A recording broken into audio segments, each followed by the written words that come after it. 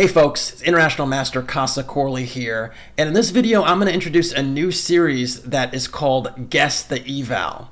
How does it work? We're going to look at positions from over-the-board games around move 20 and try to determine what the computer evaluation is. I'm going to basically go through a position, tell you the factors that go into that evaluation, and then we're just going to check our work and see if we're right or not. And I think it's pretty useful, nice way to see, whether you're on the right track or not. Maybe you can actually try along with me as I do it myself. So the games in question I'm actually going to take from a tournament that's going on now. It's a Marshall Norm Invitational, and I'm going to take from the IMD section. It's actually going from January 14th to January 19th. But I'm going to take from the IMD section from round 1, and maybe we'll go through and see what it does. So, all right. So the way we know, by the way, I've never looked at these positions before. That's the fun part about it. I've not looked at these games. I promise you that.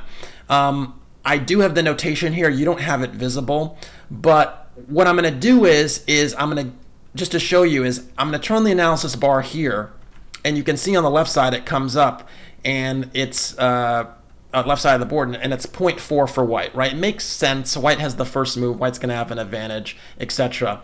I'm actually looking at the moves here, and I see this game actually ended really prematurely on move 18. So they agreed to a draw there. So we're just going to turn the engine off, right? Now it's off, and we're going to zip through to that moment. So actually, I'm not going to even, I'm going to zip through to that moment. So we're going to go boop, boop. So we're going to go all the way to that moment.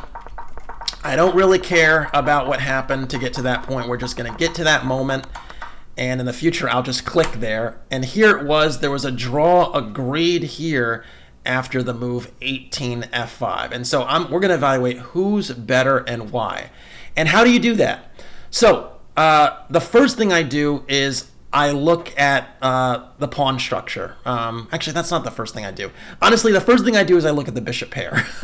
Right here, I see that black has 2 bishops, white has 1. So black has the bishop pair, bishop for knight.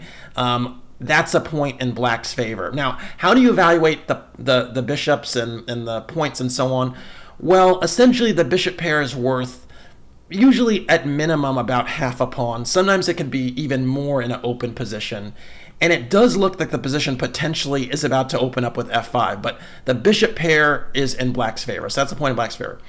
Another thing I look at is king safety. Well, the f-pawn has been pushed, so this diagonal towards the king could be open, but the bishop on d6 is a firm blockader, and the pawn on d5 is not really going anywhere. So the king actually on g8 is pretty safe. Now, the white king is castled as well, but essentially we have a situation where the white king is lacking a bishop here, because you see you have this kind of fianchetto structure and essentially no light squared bishop. So that's kind of like a Swiss cheese structure. So I would say white's king is actually a little bit weaker, even though there are pieces around, because of that the weak light squares there. So that's another point in black's favor. So black has bishop pair and king safety, slightly better for black there. All right, another thing I look at is connected rooks. Whose rooks are connected first? The rooks here are connected, which is a slight advantage in white's favor. So I'm going to give white a little bit of an edge there because the rooks are connected. These rooks are not connected. So usually connected rooks is a really good indicator of who's kind of in charge, or who's gotten all their pieces out. That being said, this bishop is on c1, hasn't moved. This bishop on c8 also looks like it hasn't moved. So yeah, well, that's something to note. Although it must have moved to get the rooks connected. This rook getting to d1, it had to have moved at some point. All right, so rooks connected. Another thing is pawn structure. So right now, I love to count islands. So there's one island here for white. This technically could be an island. It's not really connected right now because the knight's on the way, but this from d5 to h2 could be considered an island. So that's essentially 2.5 island. It can be 1 island, or really it's basically 2 as long as they're not connected. But essentially they have the same amount of islands. If you really want to be technical, they're 2. because the pawns are separated here, you can argue it's 3. So you could say black's pawn structure is just as good as white's. It's about equal. Another thing I look at is space. Who is more space? Because the d5 pawn, white does indeed have a little bit more space on the queen side in the center by virtue of this pawn here from like the C and the D files. But black has more space on the king side with this f5 thrust to potentially opening up the position, and having 2 pawns here against only 1 pawn here. I think the space advantage is kind of equal-ish. No one has a really big lead here. Last but not least, I maybe should have started with this, is material. So we have, the rooks, bishops, and knights and queens are all on the board. So it's just counting pawns. So black has 7 pawns. By the way, one way to count pawns that's really easy is instead of actually counting one by one, just see the files where they're missing. So in this case, I can see black has no pawn on the D file and all the other files are covered, so I know they have 7. And the case for white, white has pawns on every file except the C file, so I know they have 7. So the material is equal here. So, all right, let's sum up what we did. Black has the bishop pair, that's at least half a pawn. Black has the safer king, that's usually going to factor maybe at a half a pawn or so, maybe give or take. Could be worse given the circumstance. Those factors should matter. White's rooks are connected first, but the position is closed here, and this rook on d1 is not particularly impactful. Now, whenever you're doing evaluations of any kind, you do have to consider tactical considerations, and my method is primarily going to be most helpful in static positions. In positions where there aren't a lot of tactics going on, because tactics are like magic tricks. And at the end of the day, something could kind of just spring up on you. There could be one tactic that wins the game and everything else keeps the evaluation kind of static. So I do have to address tactical considerations because there is some tactical dynamic here based upon white's king being a little bit loose, right? Like with this lack of a fianchetto bishop here, the light squares being what I like to affectionately call Swiss cheese, I do think black has some tactical dynamics as well. So, and even though this position is equal materially, I do think black has a pretty significant advantage here. And let's just count it up because I'm going to give a numerical guess. So there are 2 bishops. That's at least half a pawn. I'm going to give that, we'll just put that half a pawn. The king safety, that's at least half a pawn. And their tactical dynamics here at play. So even though the material is equal, I'm going to evaluate this position as minus 1.5. And minus means it's better for black. If it's just, there's no minus, it's better for white. But I'm going to evaluate this as minus 1.5, even though it's white to move. And, these factors I think really matter. And so let's find out whether we're right or not. Oh, and one more thing I mentioned before I check the eval is unprotected pieces. I think in every position, especially with tactics, you want to check unprotected pieces because that's a factor. In this position, the knight on e2 is unprotected and loose, doesn't have great prospects here at the moment. The knight f3 is protected by the queen, but it is a little loose. Black, on the other hand, has the knight on g6, which is unprotected, and the rook on a8. Rook on a8, not really a big deal, it's unprotected right now. The knight on g6, I don't think that's a big deal either. There's no light squared bishop. There's no piece in the vicinity that could deal with it. Meanwhile, this rook is bearing down on the knight on f3. This bishop is looking primed at this diagonal with all this Swiss cheese squares. So I'm going to maintain my evaluation of minus 1.5. All right, drum roll. I'm about to hit analysis, and we're going to see what it do.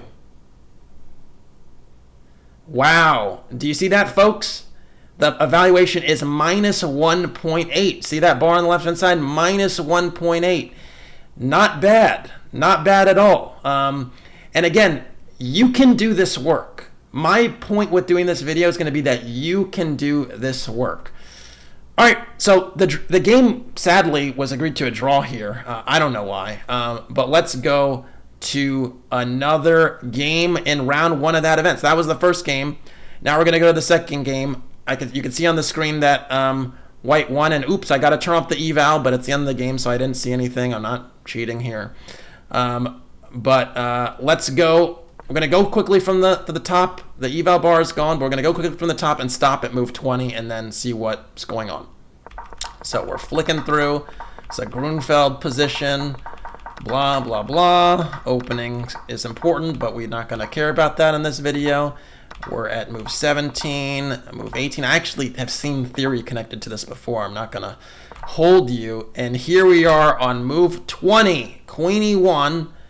And I'll make one more move, Rook C5 here, so that both sides made 20 moves.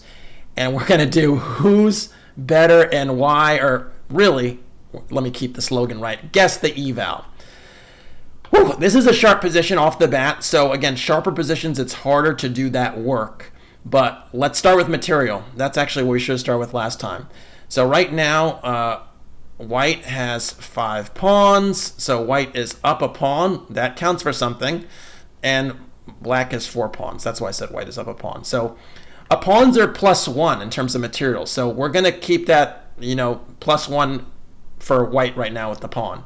Now let's look at some other factors. The rook's connected. Neither rooks are connected here, but black's rooks are a little bit more active. There's no doubt about that. Black's rooks are a little bit more active than white's, although this rook is kind of developed in a way because the h-pawn is gone. So no rook's connected. Space.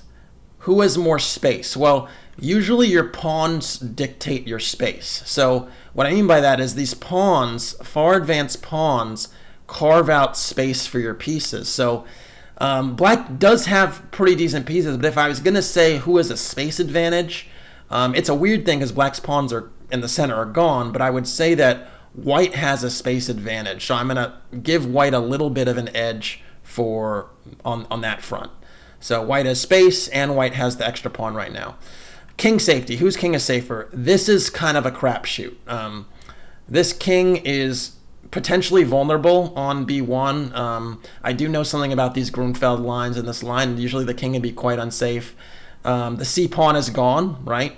So that's one thing there. There are pieces kind of bearing down on it potentially. That's a terrible arrow for the light square bishop, but it's an arrow. The rook is here, the knight essentially here. At the same time, this king the black king on the hand has no f-pawn.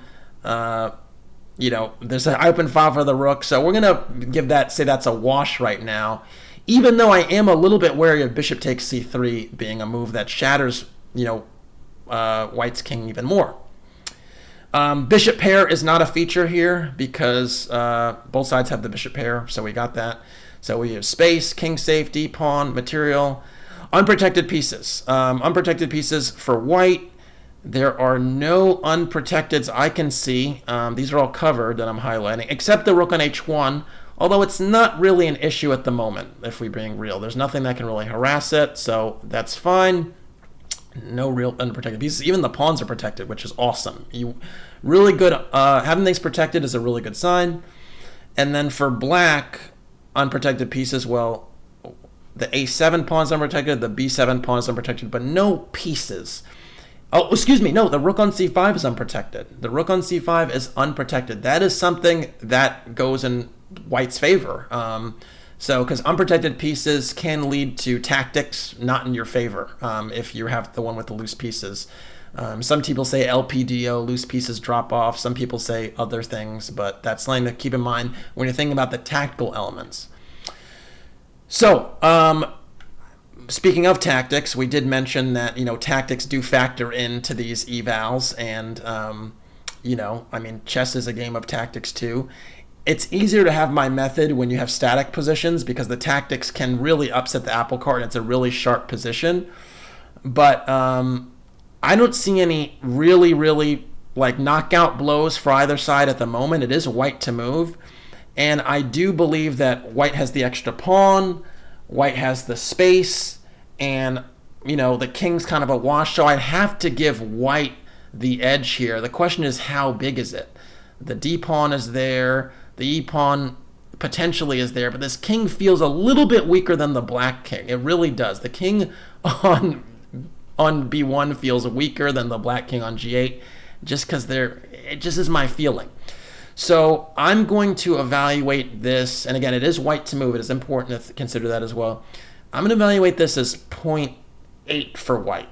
0.8. I'm going to say the pawn is a factor, but the king's a little bit weak. Let's see what this looks like. This is a sharp position. I have no idea how it's going to go. I'm hitting analysis in 3, 2, 1. Wow. Wow. Look at that. It is 0.6 for white. And actually on my screen, because you don't see the second digit after the 6, it's actually 0.69. So I got that within literally 0.1, which is awesome.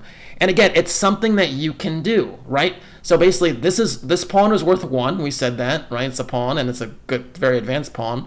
But black's king is a little loose. And it's funny because the computer here actually wants to go bishop e7, which I did see. I actually should have mentioned that. But yeah, it's really funny. You can do this and guess the eval pretty well yourself. All right, let's go to the next game. I'm turning the analysis bar off. I'm going to the next game of this tournament. Let me go down, and we're going to go to another draw. Oh, they're drawing in these Norm events. Very well. That's okay. We're going to zip to the beginning just so you see. I got a Sicilian con, blah, blah, blah, blah, blah. It's turned into a hedgehog position. This is not an opening lecture. And here we are on move 20. After e takes d5, it's white to move. And e takes d5 has been played. And we got to guess this eval. So, what's going on here? So, let's start with the material. The pawns are even, 6 to 6, right? Oops, I didn't mean to do that. There's 6 pawns here. There are 6 for white. So, material's equal. The rooks and all the pieces are on the board, so that's fine. Who has more space? Well, both pawns are kind of vying for the space here. So each side has a pawn on the 4th rank in the center here. So it's about even on space. Sometimes with space, you also want to see whether the pieces are dictating controlling the squares in the middle as well. And the center, well, actually, that's something to mention. We didn't even mention center yet. But I would say black's pieces are doing a little bit better job of eyeing squares in the center. All these highlighted pieces I'm looking at, they're doing a better job of that than white is. Also, space can be on the flanks too, and this pawn on h5 does carve out some space on the queen side. Maybe you can even get, king side. Maybe you can get even more play on that side of the board. What else? So we said king safety. Both kings are castled, but if I had to pick, I'd say black's king is actually safer. And the reason for that, just by marginally, is because black has an escape square and white does not. White's king is buried on the back rank there. Unprotected pieces, all the heavy pieces, all the pieces for black are defended. The pawns are a little loose. The a6 pawn is unprotected. The b6 pawn is defended twice, but it's attacked 3 times. So that could be a concern. So this h2 pawn is unprotected on white side, but that's it. And this a4 knight, but this pawn is a little bit loose. So that is a concern. What else? That's pretty much. Space. No, we talked about space, king safety. 2 bishops. Both sides have their bishop pair. So, all right. So most things are a wash here. Black's king is slightly better placed, slightly safer rather, because the escape square has been created. Black has slightly better control of the center with the pieces. That being said, white's a little bit better on kind of things that are loose, like the knight on a4 is the only thing, and the pawn a2 are the only thing loose in white's position, but they're not really attacked right now, and black has this b6 pawn issue, and actually even the a6 pawn behind that pawn on c4 is also an issue. So I think white has a slight edge there. So black's king is a little safer. Black has a little better control of the center with the pieces. White has a little bit more pressure on the unprotecteds. I'm going to say that, it's actually a tricky one too. I'm going to say that white is, I think it's about equal. I think they offset each other, but I have to give a number. The point of this is to do computer eval stuff. So I'm going to say white is, by the way, calculation also factors into this. So I also could say like, okay, this pawn is hanging, so maybe takes. But I'm going to say white is actually a little bit better. I'm going to give it white is 0.2. White is 0.2. Let's see. In 3, 2, 1. Okay, white is 0.5. So basically, that's not bad. Like again, if you're evaluating within that close to the number every time, if you honestly, as an amateur player, if you're doing it within one pawn every time, you are crushing it. So I'm a little bit better than the average player. So, but 0.3 is pretty, like 0.3 difference. I said 0.2, it's 0.5. That's pretty good. So basically what they're saying, the computer's saying, is that this pawn is actually going to be kind of important, and black's central stuff that I was talking about is not as big a factor. The game actually ended a few moves later, so let's see. What happened? Knight takes b6, bishop takes b6, and actually bishop d6 kept the evaluation going even higher. Wow. But essentially, in this position, it's so funny. Black's best move here is actually h4, which makes sense because, you know, this is where black was actually better, and you're trying to kind of probe and create some weakness, knowing that the queen can't take on h4 because the bishop on b6 is hanging because of the queen. All right, so that's pretty cool. This is actually going even better than I thought. Wow. Okay, I'm very happy about that. Okay, let's turn the eval off and go to the next position. We'll do one more position and then wrap this baby up. All right, so white won the game. We don't care. We're not guessing who's better, or we're guessing the eval. We're not guessing who won the game. All right, so we got zipping from the beginning here. We got a Najdorf. Exciting, very sharp. This is going to be very hard to evaluate, probably. And we're getting there. Queens came off. Okay, might be a little easier. And okay, we're actually on move 20 here. Well, knight of 4 is move 19, and now we're on move 20. And it's time to evaluate. I'm loving this so far. This is a great experience. Okay, so let's count material. Pawns. White has 6 of them. White has 6. There is a double pawn here, so that's something to keep in mind.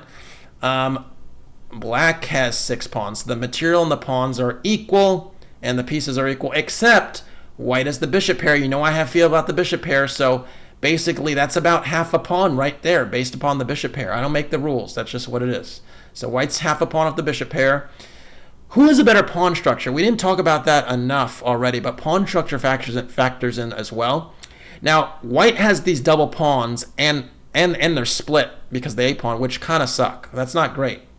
But black has split pawns as well. So the pawn structures actually kind of offset each other because they both have mangled pawn structures. Piece play, outpost. This knight on f4 is annoying. This knight on f5 is a monster. So that also factors in as well. This knight on f5 is an absolute monster. It's a wonderful outpost. It's looking at places it can also go. That's pretty legit. King safety. The kings are both not castled, but they're both pretty safe. The queens are off the board.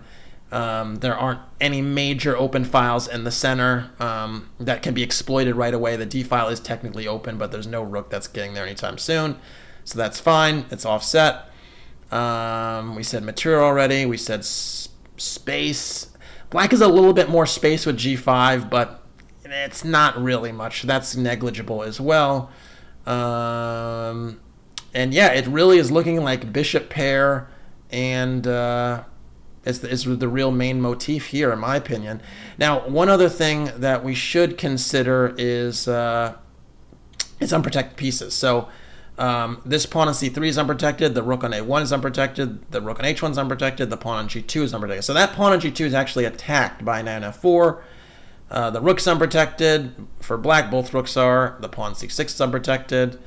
And that is about it. So basically, both sides, the unprotecteds, don't factor too much at the moment, honestly. Although the g2 pawn is the most irrelevant, and you don't want to allow knight takes g2. So that is, white does have to deal with that. It is white to move. but that can be parried in a few ways. White could try to keep the two bishop pair with bishop f1 and defend the pawn, although that'd be undeveloping, kind of weird. White can push the pawn with g3 and defend it. White could castle. If the bishop pair is lost, right, because you defend the pawn, you lose the bishop pair, then the pawn structure is corrected, and that would be a huge improvement for white, because then I would say, well, I lost the bishop pair, but my pawn structure is materially better than black's pawn structure with the split pawns here, and I'd have more of a foothold in the center if there is this exchange here. So I think white has a pretty credible advantage here. Again, this an outpost on f5 is also great.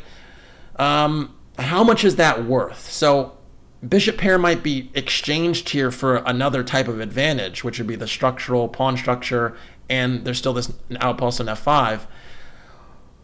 Last thing I'll say is the rooks being connected. White is closer connecting their rooks than black is. Black needs 2 moves to do so. White needs 1, and also both sides might try to connect the rooks by not castling, because it's almost like it's basically a queenless middle game. So the king might come to the middle somehow.